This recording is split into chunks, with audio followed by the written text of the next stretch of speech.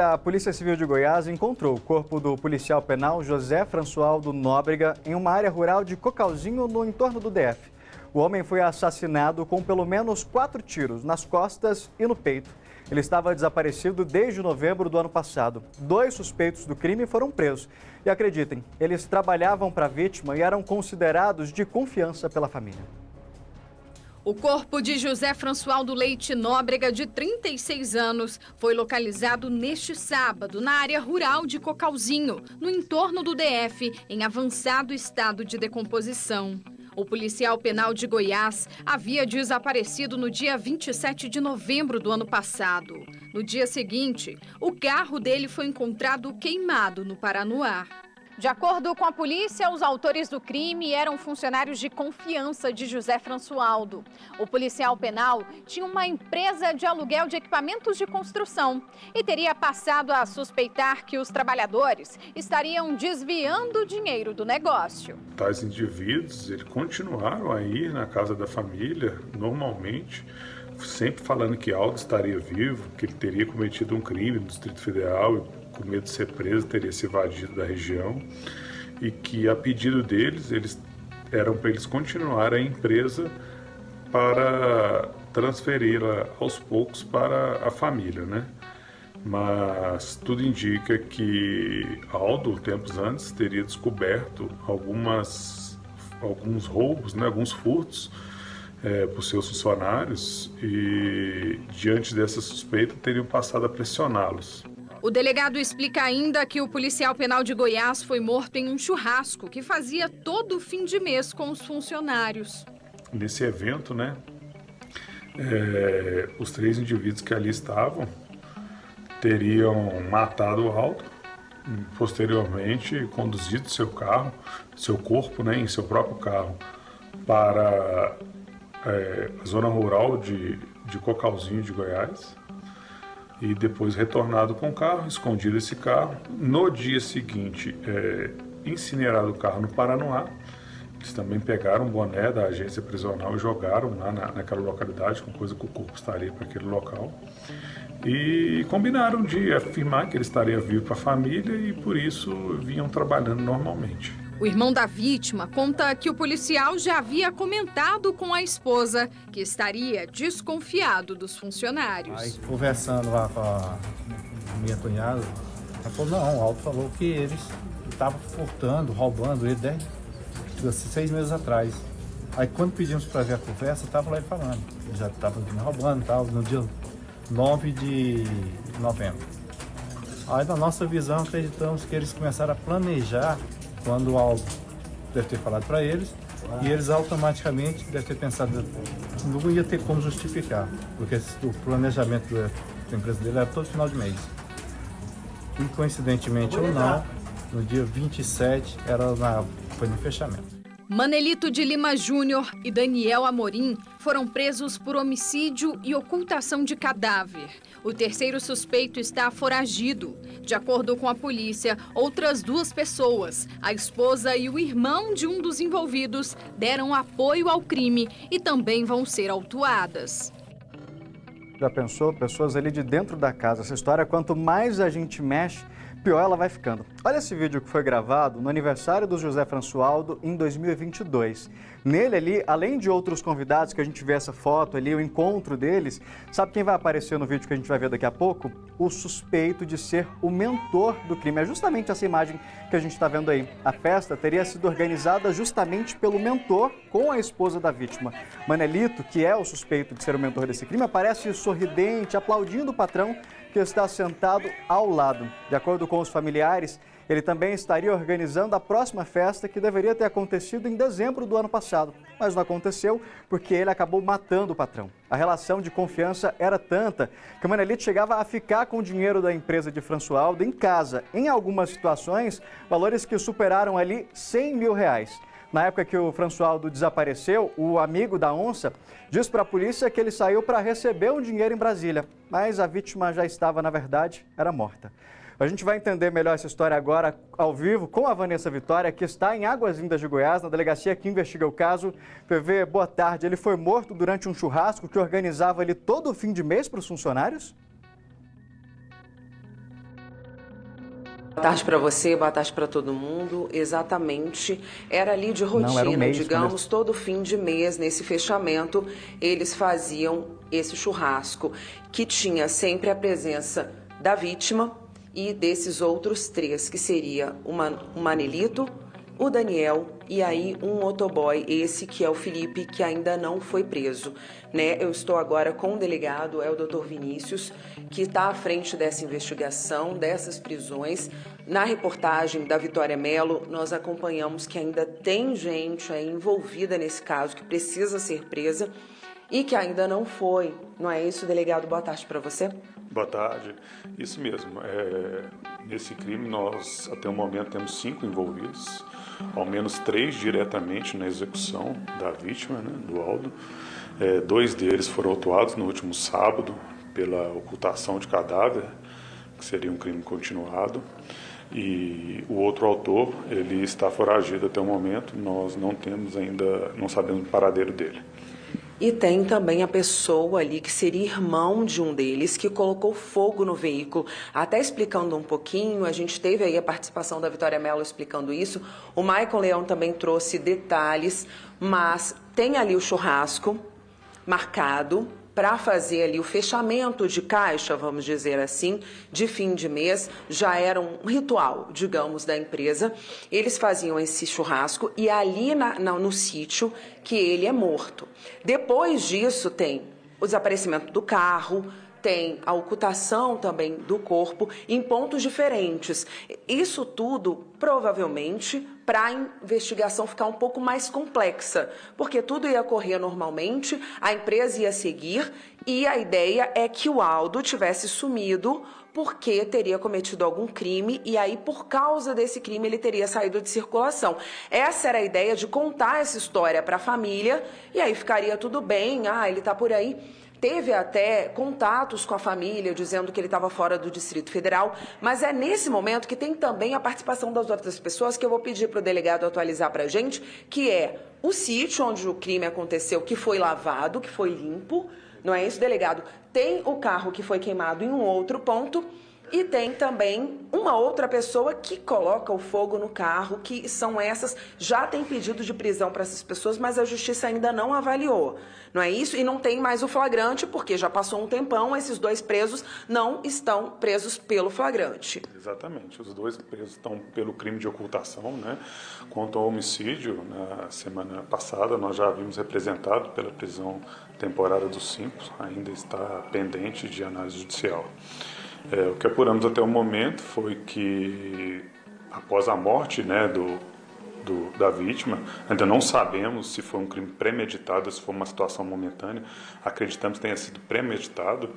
Eles se dirigem até uma zona rural ali de Cocalzinho, escondem o corpo, né, retornam para essa cidade, e nessa cidade o Daniel faz contato com seu irmão e pede ajuda para incinerar o carro. Esse irmão aceita, né? Então, no dia seguinte, no dia 28 de novembro, eles vão até o Paranoá e ali deixam o carro, o irmão do Daniel, chamado David, ateia fogo nesse carro, e depois o Manelito e a esposa deles vão até o Paranoá para resgatar o Daniel e o Felipe, que haviam levado o veículo para colocar fogo. Há notícias também de que o Manelito e sua esposa teriam sido responsáveis pela limpeza do local onde teria sido o crime. Fato curioso foi até que no dia da perícia, a perita nos relatou que nunca havia visto um sítio tão limpo em toda a sua carreira, o que demonstra o cuidado que eles tiveram para esconder esse crime e manter o álibi de que o Aldo estaria vivo e teria fugido, né, da região pelos processos que ele responde. E aí não seria um crime premeditado, teria sido uma briga, uma confusão, a versão deles. Quando eles confessam, quando esses 2 trazem a confissão, eles falam o quê? O que aconteceu? Qual seria a motivação, de acordo com eles? O Manelito nos relatou que no dia do fechamento de caixa, o Aldo estaria o acusando de ter roubado, de estar roubando há algum tempo, né? E falando que o mataria, que não deixaria aquele barato, que tomaria tudo que ele tinha, e que nessa discussão teria dado um tapa na cara dele. Ele falou que teria ficado muito nervoso, como ele é CAC, né? colecionador de armas aí, ele estaria armado e teria matado o Aldo com um tiro no braço e o restante pelas costas. Nesse momento ele teria solicitado a ajuda de o Daniel estaria no momento do disparo e o Felipe, que estaria embaixo na casa, solicitado a ajuda dos dois para colocar o corpo do Aldo no carro e escondê-lo. O Aldo não estaria armado, a arma utilizada no crime teria sido do próprio Manelito, que é CAC, não teria sido com a arma do agente penal. Exatamente, o Manelito fala para nós que matou o Aldo com a própria arma, mas o Aldo, policial penal, ele sempre andava armado. Mas, segundo testemunhas, né, toda vez que ele chegava no sítio, ele já ordenava alguns caseiros para que pegasse a arma dele e guardasse num cofre. Então, no momento desse crime, ele estava desarmado, apesar de a arma dele estar lá na localidade, né? Delegado, o Aldo, ele era aí um policial penal, ele tinha carreira, ele atuava, mas ele tinha uma outra empresa, que é a empresa onde esses outros envolvidos aí nesse crime também trabalhavam junto com ele e eram as pessoas de confiança. Era uma empresa de que tinha ali fachada para aluguel de maquinário, o que era?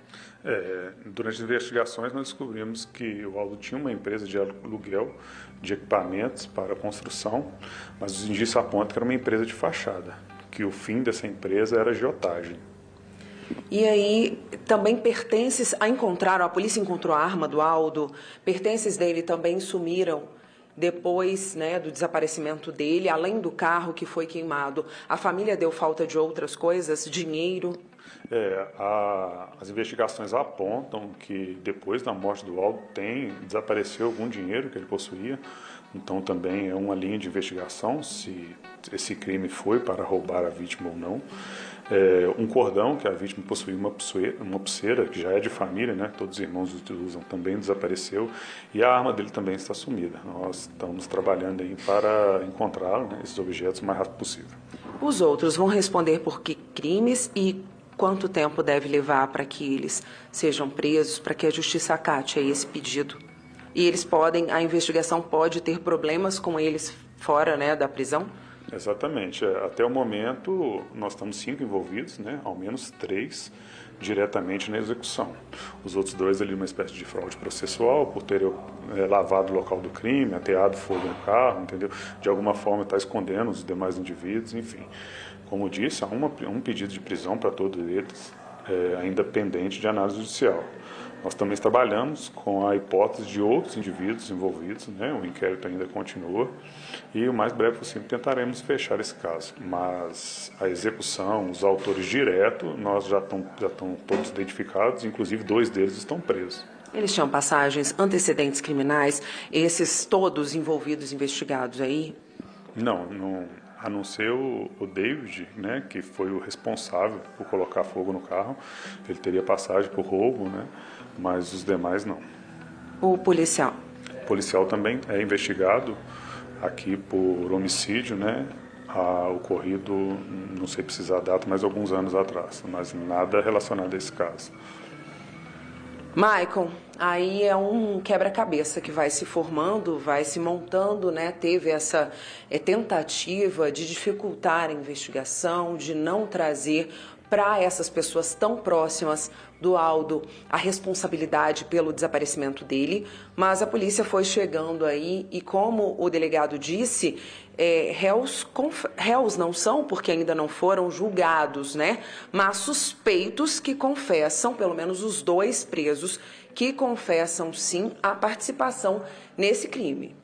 PV, um ponto que chama a atenção, conforme você foi conversando com o delegado e trazendo para a gente alguns detalhes, é justamente essa limpeza ali da chácara, onde foram feitas buscas, perícias ali no local, e nesse primeiro momento a perícia não conseguiu identificar nada ali. Eles já sabem de que forma que foi feita essa limpeza, e o que chama mais atenção também é a frieza do Manelito, depois de tudo isso, continuar ali sustentando aquela versão que inclusive a gente trouxe para quem estava em casa aqui nos primeiros dias ali de buscas, de que o Françoaldo teria vindo aqui para Brasília justamente para receber esse dinheiro e que desapareceu. Ele ainda tentou jogar nessa outra pessoa que seria ali quem passaria esse dinheiro para o Françoaldo, responsável pelo desaparecimento. Mas, na verdade, ele estava no meio de tudo ali, sabendo os passos da investigação, acompanhando tudo de perto. Sim, Michael. Tem troca de mensagens, né?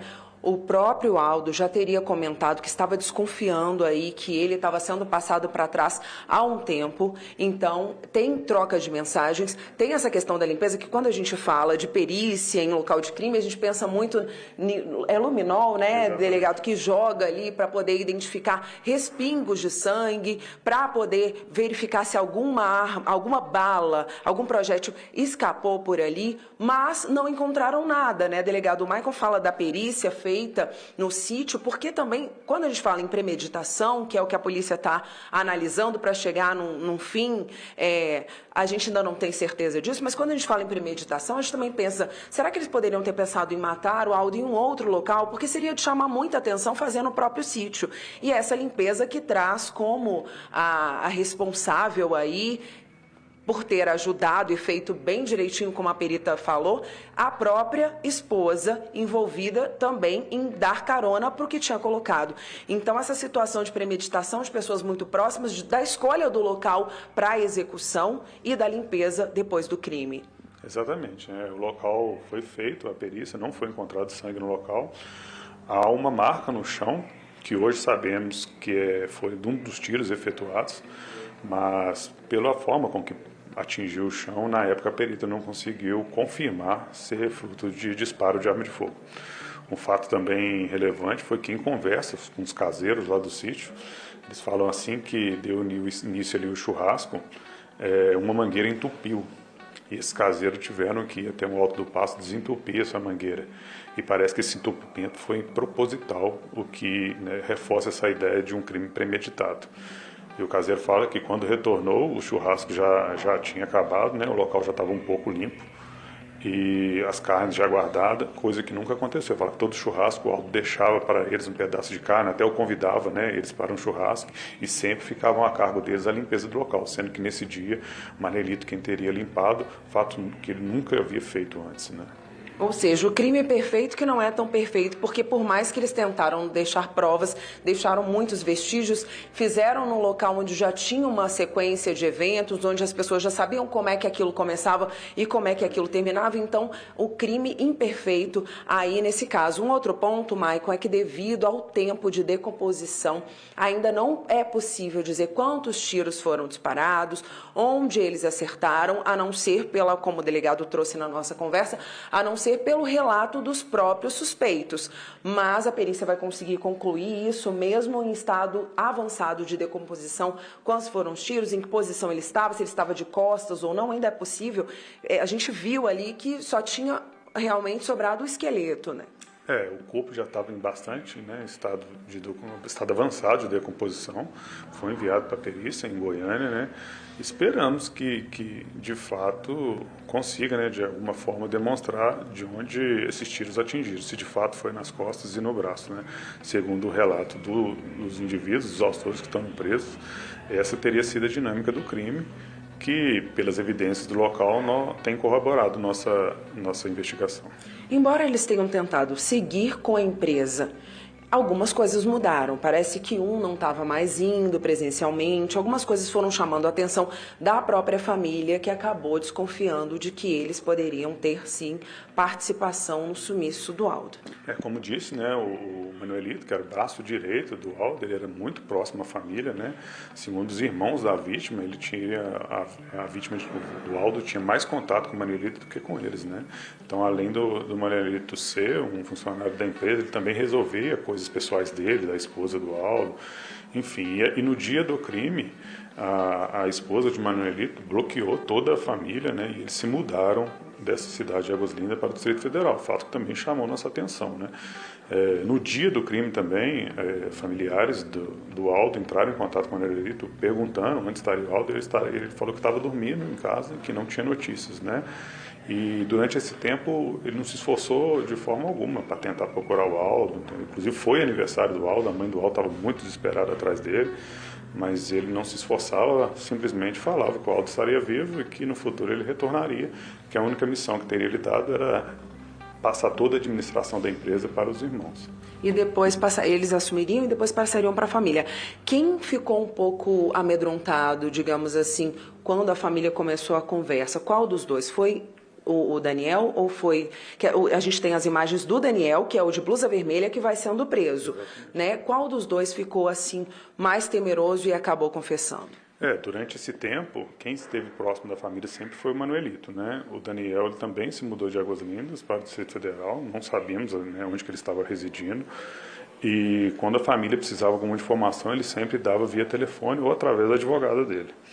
Só que no sábado, né, como já estava ali com o fechamento de caixa, novamente, né, do final do mês, ele veio nessa cidade, aí a família novamente, ao perguntar, sentiu que ele estava nervoso. Nós fomos acionados, né, e ele decidiu por falar onde estaria o corpo, confessar o crime, né, só que ele fala que quem matou foi só o Manuelito e que ele teria sido obrigado somente a esconder o corpo e manter essa história. Maicon, é uma situação aí que a gente fica pensando aqui, quando o delegado vai narrando, vai trazendo as informações da investigação, a gente fica pensando sobre se essa questão de agiotagem que foi surgindo à medida que a investigação foi correndo, eu fico pensando aqui, né, como uma pessoa mesmo, nem é como jornalista, que é muito complexo se existe uma agiotagem, quando alguém tem muita informação sobre isso, fica até difícil da família saber para onde esse dinheiro vai, de onde vem, para onde vai. Então, se eles assumem, eu estou tentando pensar com a cabeça deles, se é que eles pensam, né? A gente sempre pensa que criminoso não pensa, mas alguma coisa acontece ali para que eles tenham um start e façam o que fizeram. Mas o ponto é que nesse círculo de agiotagem, por serem braço direito, eles sabiam tudo exatamente em que ponto esse dinheiro vem e de onde esse dinheiro vai. Então, dizendo que o Aldo sumiu, ficaria muito fácil assumir, passar para a família, né, delegado, a empresa como uma empresa de locação de maquinário e não como uma empresa que recebia dinheiro de terceiros aí por ter empréstimos na praça e seguirem a vida deles. Então, eu fico tentando imaginar que deve ser isso que passou pela cabeça, que eles não seriam pegos, mas eles cometem, ao mesmo tempo que eles acreditam que não seriam pegos, eles vão lá, a mulher bloqueia todo mundo da família, eles começam a fazer, limpam o sítio, coisa que nunca tinham feito, então eles foram meio que se complicando aí na armação que eles fizeram.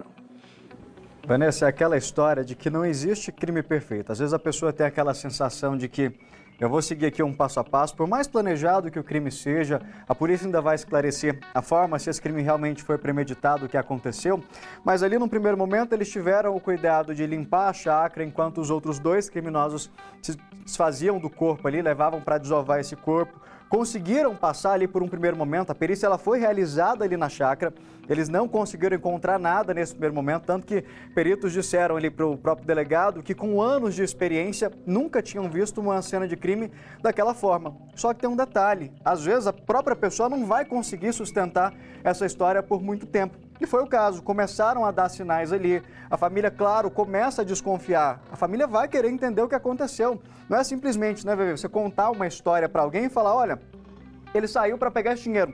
Depois não, ele cometeu um crime, ele está sendo procurado por alguém, por isso ele decidiu se esconder e aí a gente vai passando a empresa aos poucos para vocês. Uma história que, claro, a família não acreditou, começou ele a amarrar as pontas, uma ligação direta com o delegado, o doutor Vinícius aqui com a gente, e eles foram montando esse quebra-cabeça até chegar. Eu vou até pedir para você continuar com a gente, Bebê, porque é o seguinte, o José Françoaldo, ele faria aniversário agora em dezembro, mas como já estava morto, por isso a festa acabou não acontecendo. Mas um dos suspeitos do crime, o Manelito, já estava organizando a festa. O vídeo que a gente vai ver agora foi do último aniversário da vítima. Roda pra gente, diretor.